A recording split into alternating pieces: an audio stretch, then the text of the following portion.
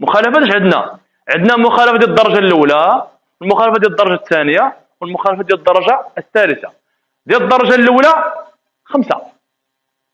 نعرف كيفاش نتعامل مع المخالفات 5 اللي هما قيس، الضوء الاحمر، الانتيردي، تجاوز المعيب، ثم تجاوز السرعه باكثر من 30 كيلومتر في الساعه. هادو كيمشيو لك فيها 4 النقاط، كيمشيو لك فيها 4 ديال النقاط. فاش تيقول لك مثلا في حاله عدم احترام علامه قيس يمكن تعرض لمخالفه من الدرجه الاولى الثانيه، غنقول ليه الاولى. مزيان. طريقه الاداء، طريقه التسديد ديال هذه المخالفه هذه في نفس اليوم غتخلص فيها 400 درهم، خليتيها حتى الغدا كتولي 500 درهم. فات 15 يوم، ماشي داخل 15، فات 15 يوم كتخلص فيها الثمن الحقيقي اللي هو 700 درهم. وفي حالة تكرار نفس المخالفة داخل السنة يتم كالضعف، يعني كتضاعف. مزيان. هذو مخالفة ديال الدرجة الأولى. الدرجة الثانية اش عندنا؟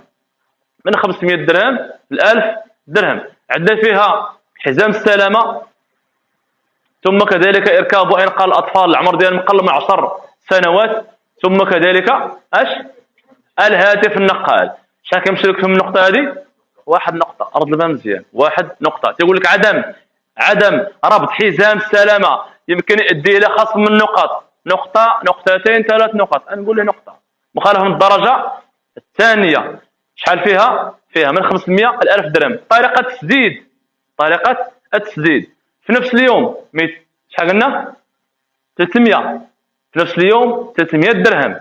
خليتيه حتى الغد ليه 350 درهم، ما خلصتش في ظرف 15 يوم كترجع الثمن الحقيقي ديالو هو 500 درهم. وفي حالة تكرار نفس المخالفة داخل السنة يتم كالضعف، كتولي 1000 درهم. مزيان. غنمشيو للمخالفة ديال الدرجة الثالثة اللي هي من 300 درهم ل 600 درهم. من 300 درهم ل 600 درهم. شنو هما هي المخالفة ديال الدرجة الثالثة؟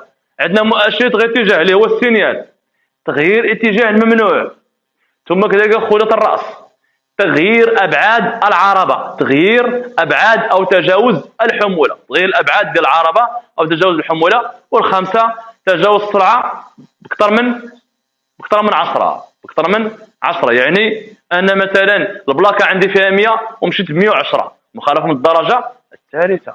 مشيت ب 115، مخالفة من الدرجة الثالثة. 116، 117، 118، 119، مخالفة من الدرجة الثالثة. مزيان. هذا ما يهم المخالفات. باقين